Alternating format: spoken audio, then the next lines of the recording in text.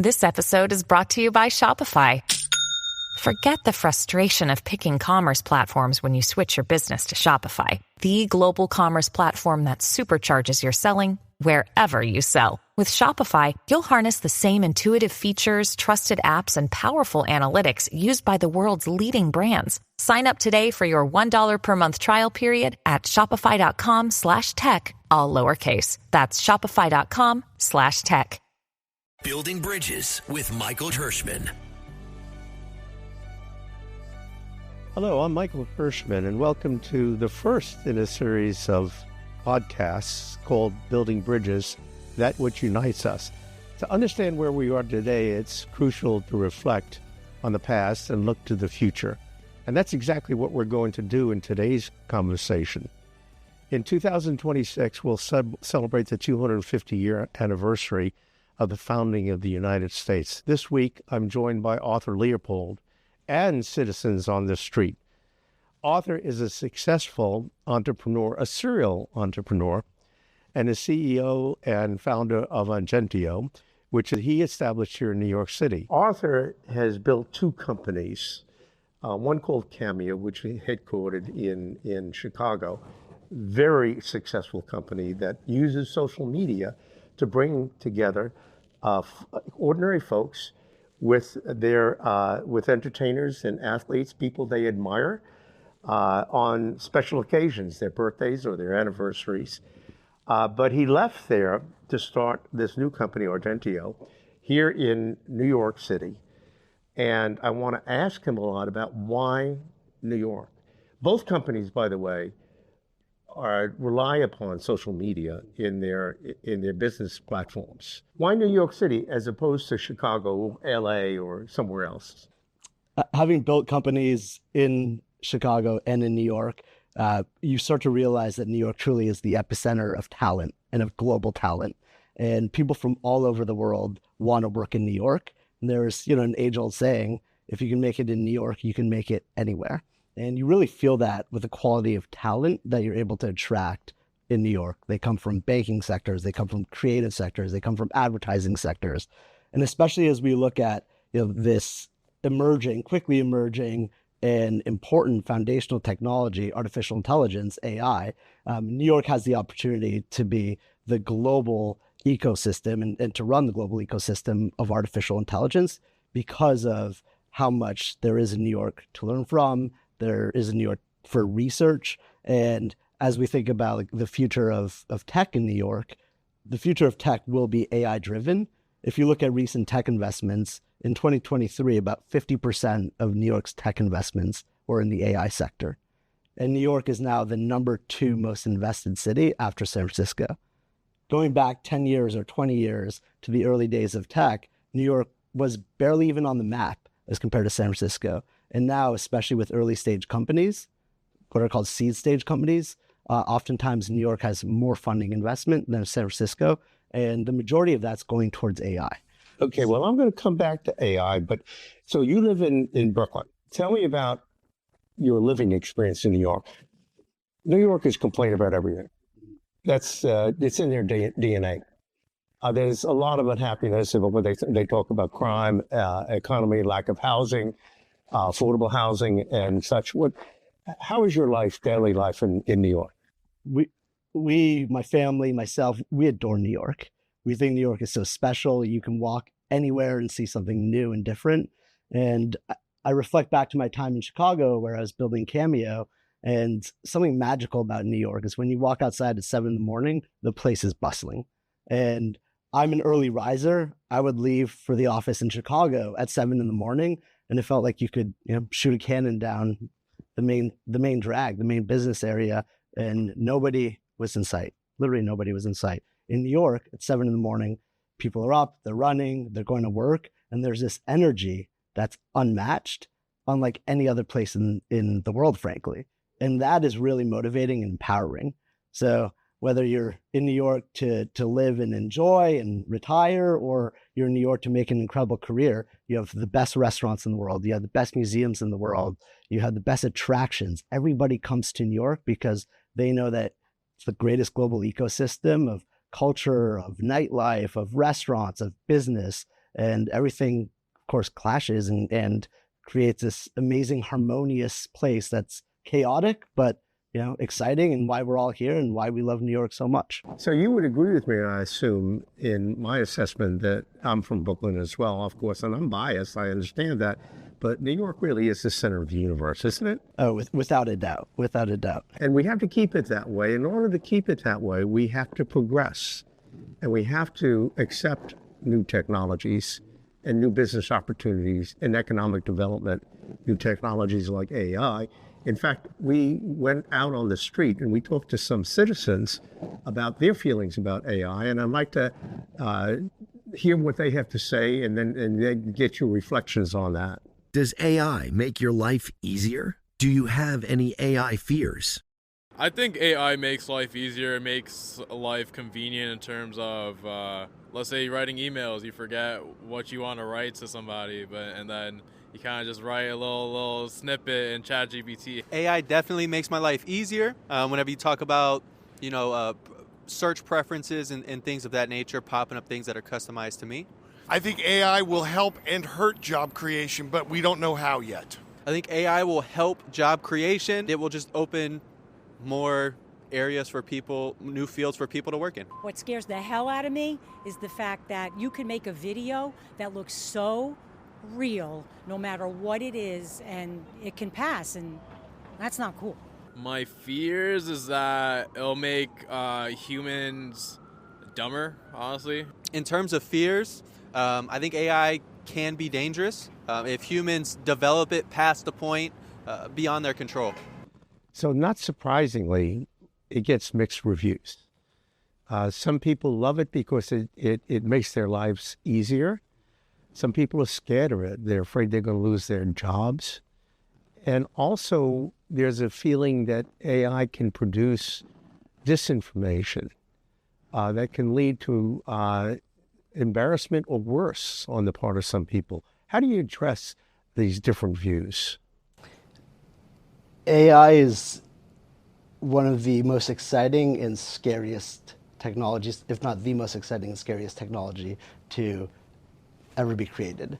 And over the course of 2 years, we've seen a level of acceleration that we've never seen in a modern economy, where all of a sudden companies can rely on using AI to build their entire company, or to have a tenth of the workforce that they historically had.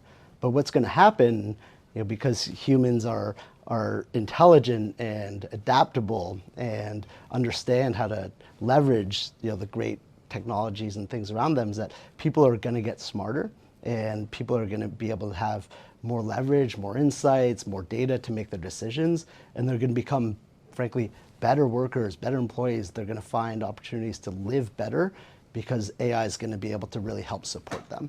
So I like to think of AI as giving you the tools to be like the ultimate quarterback, right? And if you think back to the late 90s or the early 2000s, there was fear that the internet was going to displace everything from researchers to writers, but all it did is it gave us the ability to be more empowered and to better understand what's out there and how to actually learn and react to information to make better decisions.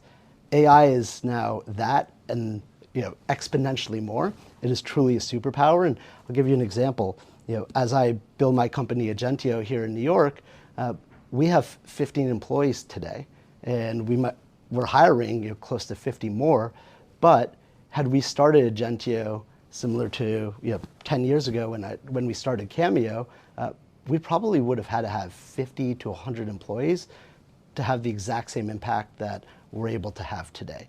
And that's because of AI and the tools that the team has every single day at their disposal to be able to use. So everything from coding support to documentation support to better understanding what our customers need and the technology that we should build around them. It gives our team the ability to be the ultimate quarterback and to essentially create the plays that they know can be most impactful. So New Yorkers, more so than anyone, have a true level of grit and tenacity and resilience that I know the New Yorkers as a whole will be able to power through and be able to really properly use AI in everything that they do. It is scary though, right? This is a new technology. All of a sudden you see that it can do your job maybe as well as you can, depending on the sector or what type of job and employment that an individual has. But that same individual can also take that technology to make them that much better and help really elevate them at their company. Now, unless I'm mistaken, your current company is about social media. Is that correct? Describe a little bit more about how it emphasizes what social media can do from a business standpoint. Yeah, we realize that the most powerful people in the world to share a brand's message and to advertise on behalf of a brand are social media celebrities or content creators. And the current ways of trying to work with creators, if you're a brand, any of the advertisers, the thousands of great advertisers in New York City, is to go through this very laborious process. It's a process where people are incentivized to create friction. There's opacity across the board, so you don't know how much a creator or influencer might cost for anything, and you don't know how to reach them. So it's this very archaic way of working, and we realize that because of artificial intelligence and large language models, we could automate a lot of the challenging parts that currently make it so hard for a brand to work with creators in a scalable way. So that means we can identify, for a brand like Warby Parker, the glasses brand, if a creator on YouTube has ever talked about wishing they had 20/20 vision or, not being able to see if they drive at night. And being able to understand that through AI helps create such a great match between the creator and the brand itself. And that's a superpower that our team is now able to leverage on behalf of a brand. So that's just one aspect of it. But then you think of, the entire process of a brand trying to work with a creator or a celebrity today, where they have to find the right creator. They have to then price the creator. They then have to ensure the creator is actually brand safe. Well, how do you do brand safety when a creator might have, 10 different social media platforms and, they have a presence online of, 5, 10, 20 years? AI helps us understand all the content that a creator's ever made. And why that's so powerful is because now a brand can have the confidence to work with a creator because we're able to understand all the content that the creator's made and if the creator's brand safe or not.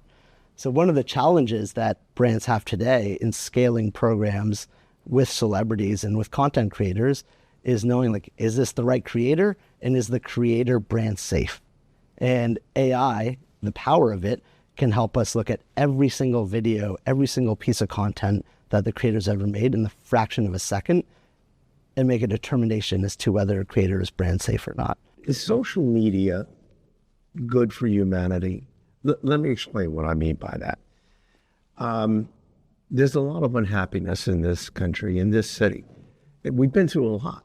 We've been through COVID, which essentially kept people at home. And we've gone through terrorist acts, both domestic and overseas. The world is in turmoil. And some people think that social media has something to do with this, that social media has led to people being more isolated and kind of more dispirited, more insecure, a greater sense of unhappiness. What is your take on that? If you look at American high school students and their happiness level, the happiest that they ever were was between 2005 and 2008. And if you look back to 2005 and 2008 and you see what happened there, it was the start of Facebook. And it was when Facebook actually created a level of connectivity between students at their school and maybe friends or family members elsewhere. If you look at overall happiness today, it's plummeted because people, of course, consume social media and, the cat is very much out of the bag. So if you look at the earliest inception of social media, it absolutely was a positive part of everyone's lives and people were able to connect more easily. People were able to benefit from, some of the content shared. One of the challenges today, though, is that social media in many ways is creating a level of distrust, dissatisfaction, and this perceived feeling amongst people that are consuming it that they're just not good enough because they see perfection everywhere else. So if you look now at the trends of overall global happiness, or with high schoolers or with young teenagers, they've never been unhappier. And that's really upsetting. So there have to be ways for us and social media companies to better foster things like, positive content that can actually create more connectivity, rather than make people feel isolated or make people feel like they're not a part of something. Can social media companies do that through self-regulation, or does government have to step in? Can the government use AI to support democracy? I think the government can use AI better to promote a better democracy. Maybe. I'm not sure how they can utilize it to make it better. I don't think we're just there yet. Maybe we need more data to collect. I think the government could use AI to make a better democracy. Of course, it comes down to how it's implemented and how you're going to safeguard said AI. I think that's a yes and no question. I think that if we start actually listening to the people rather than being flooded by the mainstream media, we'd have a better understanding of each other, and then AI could be used on the people's opinions rather than media. I think the government could use social media and AI better, but I don't know how. But if I did know how, I'd run for office. That's the challenge, right? The beauty of social media is its ability to create a level of freedom around communication and speech, and the ability for any individual to all of a sudden, go viral or build a huge community without government intervention, so long as they're creating safe content.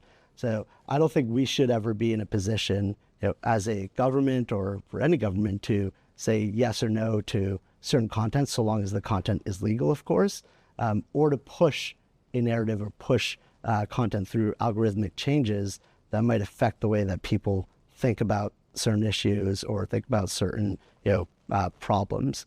But we want to be in a position where the companies are empowered to create more happiness and more goodwill with the people who are actually consuming social media, which today isn't necessarily the case. You're describing a very delicate balance. And that balance, of course, can be upset at any one time during the course of any one day. And so, there are benefits and there are downsides. You have kind of a unique perspective. You're both an outsider and an insider. You come from Canada, born and raised in Canada, schooled in Canada, went to college here in the United States. During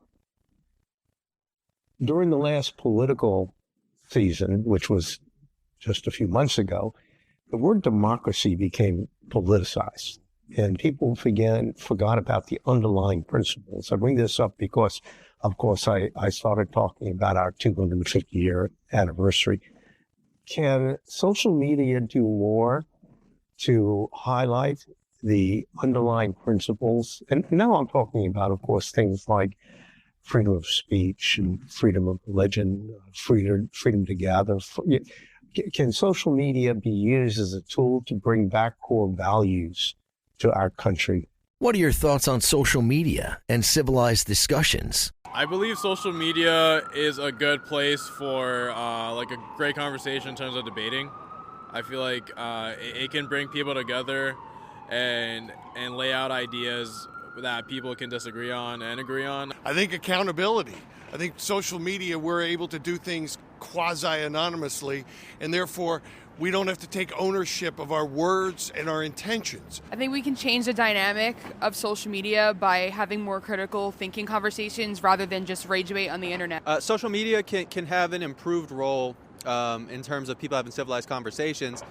If it helped maybe either take a little bit of emotion out so people can objectively talk more. Social media should be used as a tool for positivity, which, of course, as we all view and feel it, and we're all lucky to be here in New York City, positivity is derived from this freedom of speech, this freedom of self-expression, and at the end of the day, social media to its core is self-expression.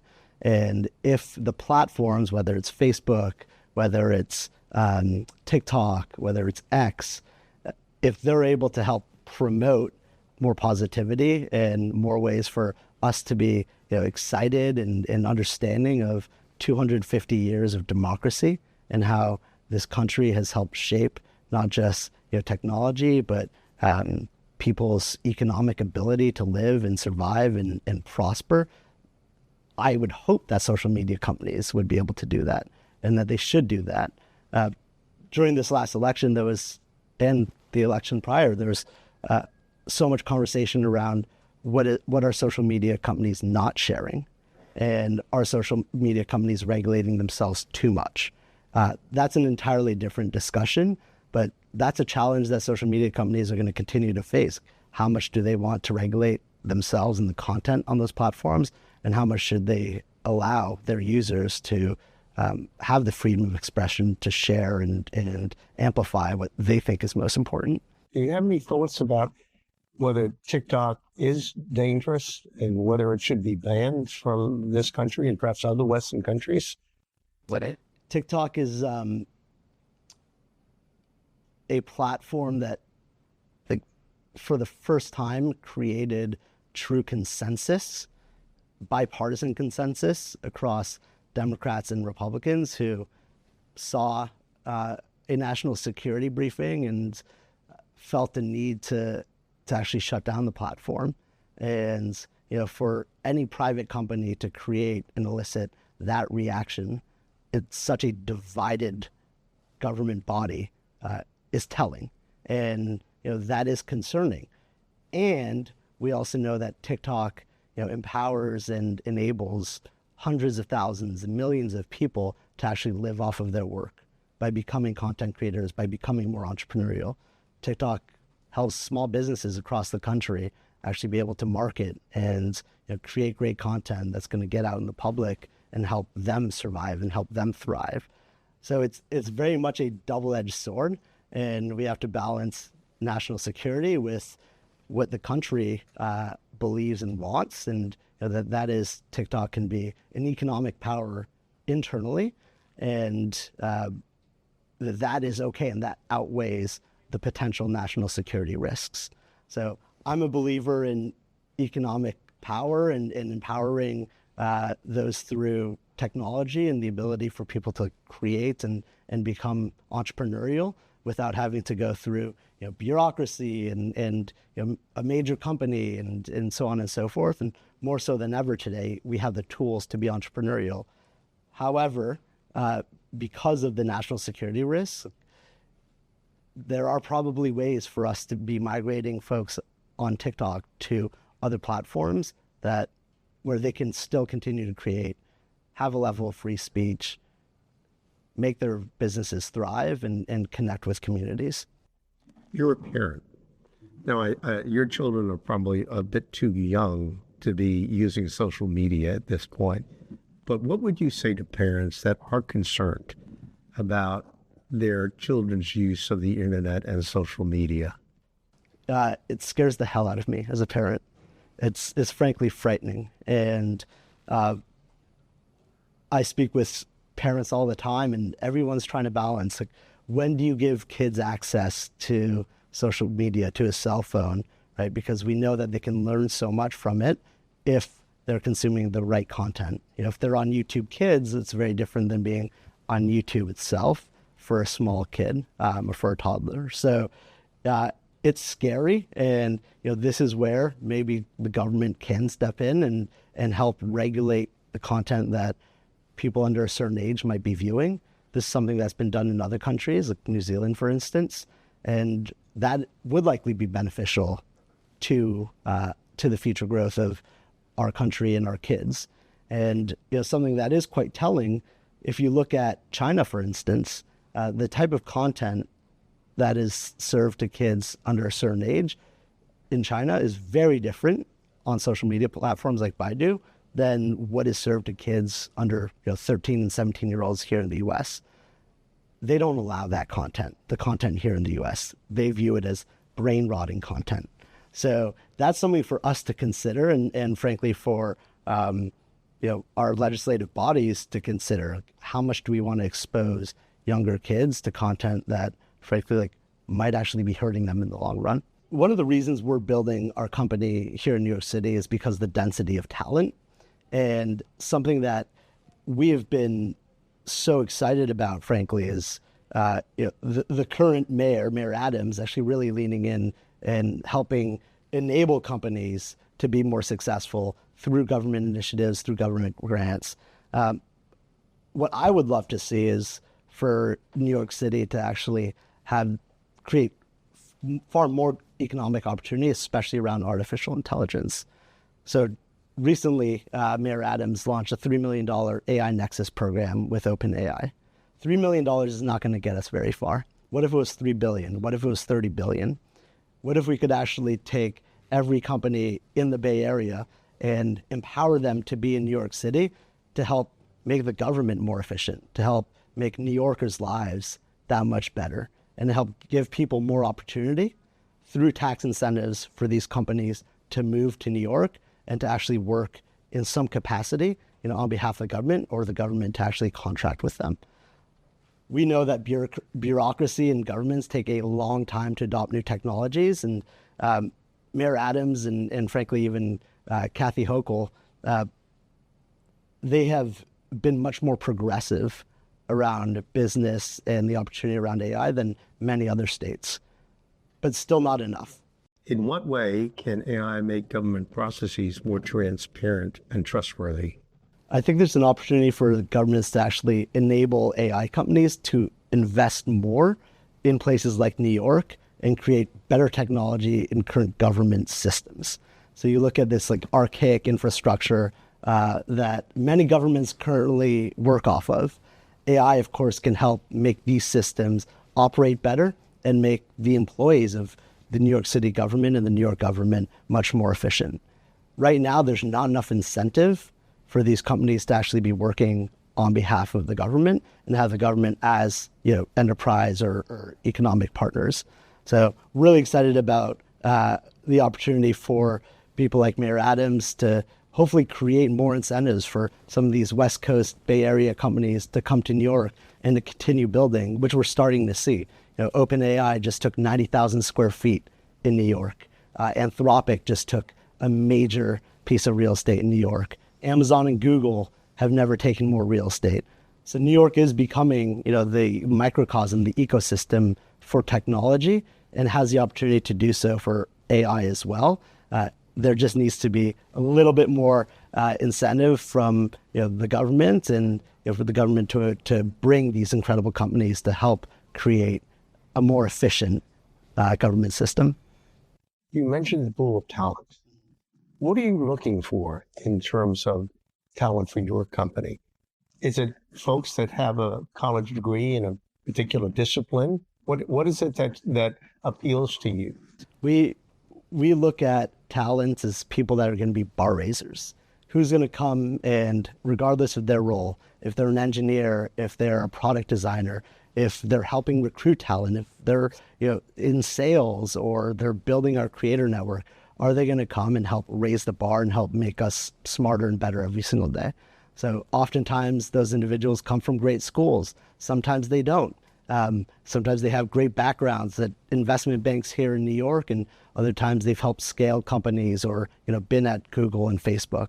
So it's really dependent on the individual, but we know that what makes somebody successful at Agentio today is a level of grit and resilience and persistence that's very core to what a New Yorker is. And these are the types of people that we look for every single day. People that are going to come in and really raise the bar. How has the underlying principles of democracy, the freedoms that we enjoy here in the United States and elsewhere in Western countries, how does that impact your ability to build your businesses and conduct your personal life? Yeah, our economic freedoms enable this level of capitalism and economic opportunity that wouldn't be possible in a system where there wasn't the free flow of information and free flow of capital. So, because of the system that we've created here in the US is the number one place in the world for tech investments, for venture capital investments, for tech growth. You look at New York, as a city, and 35% of new jobs post-pandemic were in technology. That's a huge percent of overall pool of talent here in New York. That wouldn't be possible without a level of investment and without a level of freedom of speech and expression, the ability to build great businesses here in New York and here in America wouldn't be possible without the economic freedoms and, frankly, the personal freedoms that we have as individuals. Do foreign investors and businesses have more confidence in our economy and our country than we do as Americans? I think they do. They see the U.S. as the beacon on the hill. And at the end of the day, the U.S. has the best talent in the world, has the best companies in the world. This is the most forward-thinking country of any country in the world. If you look at the technology that's being built, the investments in technology, and even artificial intelligence, for instance, until DeepSeek, every major AI company was in the U.S. and was founded in the U.S. And that's been the case since the early days of Silicon Valley. And if you look at global market caps of technology companies, over 90% of technology companies with a market cap of $10 billion or more are based here in the U.S. And that's really important as we think about foreign investors coming in, attracting foreign capital, either in real estate, for public companies, or for venture investments. The U.S. continues to be the nucleus of where talent thrives, and our entrepreneurial spirit here in the U.S. is what can drive the economy and continue to drive the success of so many of these companies. You don't find the entrepreneurial spirit elsewhere like you do in the U.S. And how important is it to continue to attract foreign students to our universities in the United States? It's critically important. The U.S. has the largest and frankly most impressive body of public and private universities in the world. They're amazing universities across the world, but the density of opportunity for foreign students in the U.S. is unparalleled.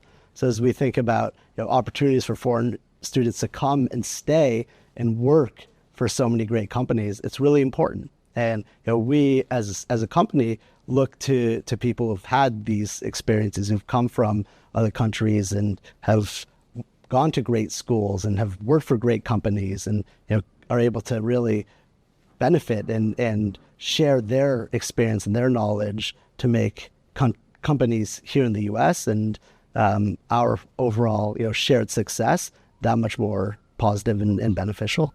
When you were at Duke University, which wasn't all that long ago, when did you graduate Duke? In 2012.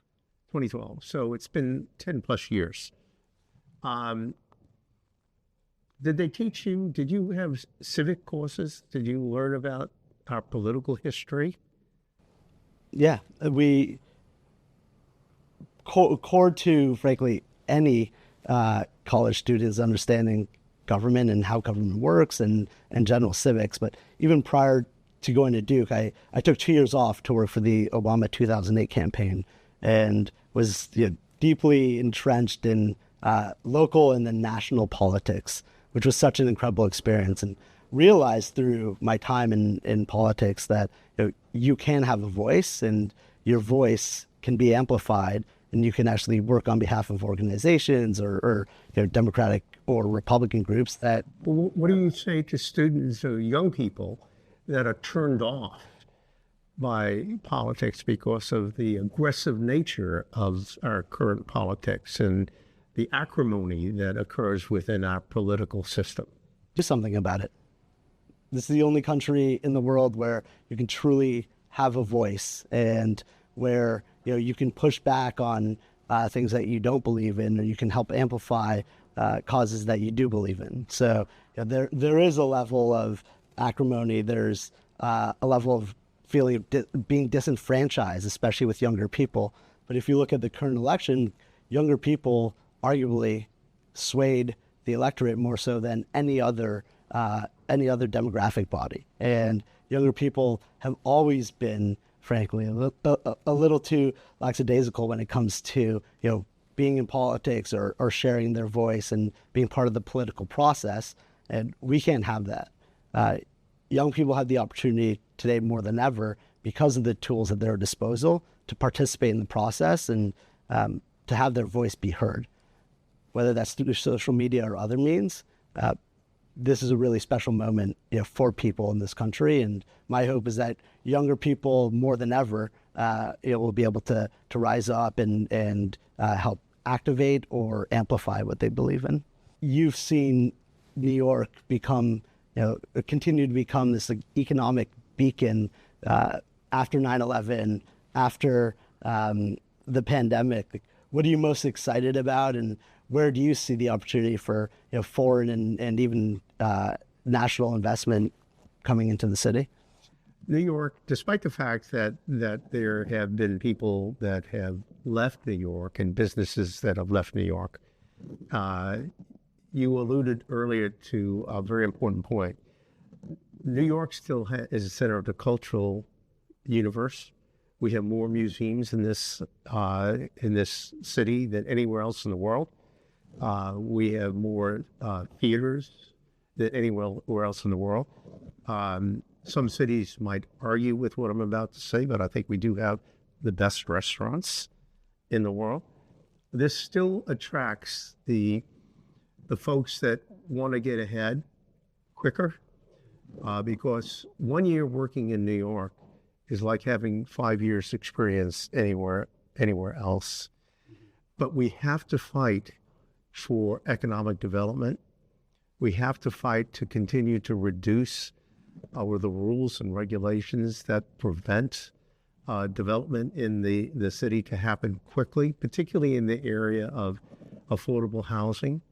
So we're dealing with problems here that can be overcome because of the resilience of our citizens in New York, because of the innovation that we have in our bloodstream, and because of a good sense of perspective and a good sense of humor. Love that. Tell me about the path to liberty and where you see opportunity for all New Yorkers to benefit. Yeah, so a little bit more than a year ago, I became discouraged with the way politics was being done in this country, the lack of civility, if you will. And I started to think about our 250-year anniversary coming up. And I began to look around the country, and I didn't really see much excitement. Frankly, I saw more excitement about the fact that the FIFA World Cup was coming here in 2026 than I did that it was our 250-year anniversary or birthday. And so I decided, we should do something. We should do a prequel to get people excited about 2026. So on our site, which we've owned for many years on First Avenue between 38th and 41st Street, I decided we're going to do a prequel called The Path to Liberty, That Which Unites Us.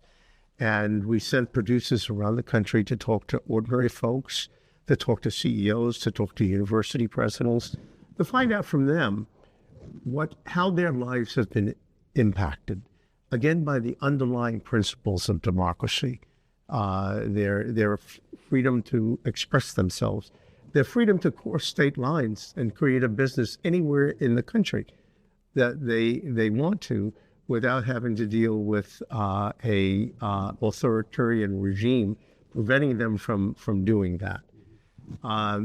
So you'll hear some really heartwarming stories about their lives in America, and you'll also hear complaints about what needs to still be done here.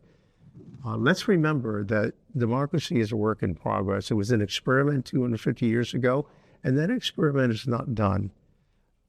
Democracy is not the perfect form of government. There is no perfect form of government. So we have to find the happy medium that's going to appeal to everyone.